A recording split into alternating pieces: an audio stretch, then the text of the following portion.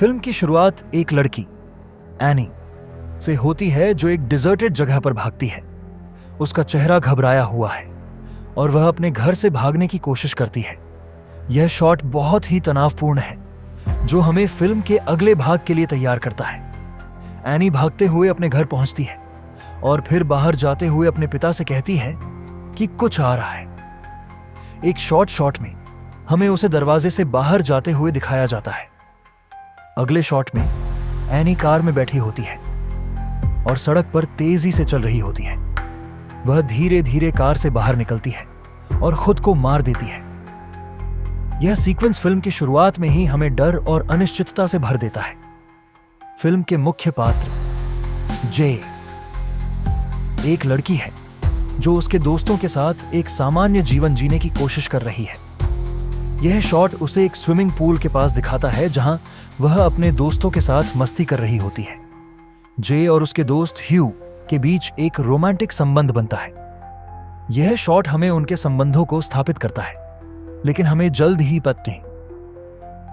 जबड़ा पता चलता है कि चीजें सही नहीं चल रही हैं। जे और ह्यू एक डेट पर जाते हैं और वहां हम देखते हैं कि ह्यू का व्यवहार अचानक बदल जाता है। वह बहुत घबराया हुआ दिखता है और उसे लगता है कि कुछ गड़बड़ हो रही है।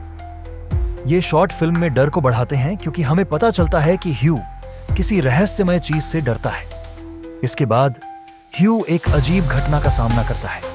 वह जे को बताता है कि एक विशेष पशु या हस्ताक्षर उनके पीछे आ रहा है जो उसे सिर्फ वह देख सकता है। यह शॉट हमें इशारा करता है कि फिल्म में कुछ भयानक है जो जल्द ही सामने आने वाला है।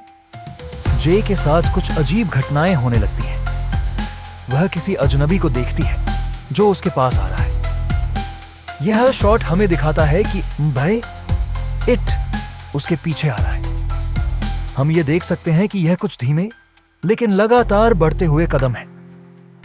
एक शॉट में जे एक बस स्टॉप पर खड़ी होती है और उसके पास एक आदमी आकर खड़ा हो जाता है।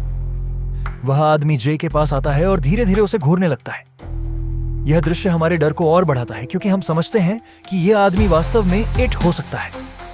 फिल्म में धीरे धीरे स्पष्ट होता है कि इट एक अस्तित्व है जो एक चुंबकीय शक्ति की तरह है और वह किसी के पास पहुंचता है। अगर कोई इसके संपर्क में आता है तो वह इसके पीछा किया जाता है और वह उसे मार सकता है। जे को अब इसे हर जगह से बचने का तरीका तलाशना होता है। जे और उसके दोस्त इसके बारे में जानने के लिए बहुत सी जानकारी इकट्ठा करते हैं ताकि वह बच सके। हमें यह शॉट्स में दिखाया जाता है कि वे इसके बारे में एक साथ विचार कर रहे हैं और वे इस रहस्य को समझने की कोशिश कर रहे हैं। जे को समझ में आता है कि इट उसकी जिंदगी को खतरे में डाल चुका है। इस शॉट में जे अपने दोस्तों के साथ एक इमारत में छुपती है और उन्हें बताती है कि अगर इट उसे पकड़ लेगा तो वह मर जाएगी। यह दृश्य फिल्म के सबसे तनावपूर्ण क्षणों में से एक है जिसमें दर्शक को डर महसूस होता है। फिर फिल्म में एक बड़े टर्निंग पॉइंट के दौरान जे के लिए इट का सामना करना मुश्किल हो जाता है। वह किसी भी चीज से बचने की कोशिश करती है लेकिन इट का पीछा लगातार जारी रहता है।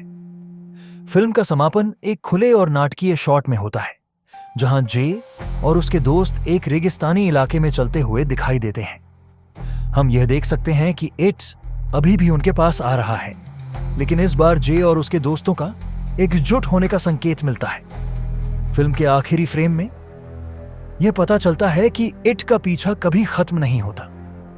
जे के चेहरे पर हल्की चिंता होती है और हम देखते हैं कि उसे अब इस छाया से बचने के लिए कुछ और उपाय ढूंढने होंगे। इट फॉलोज हुआ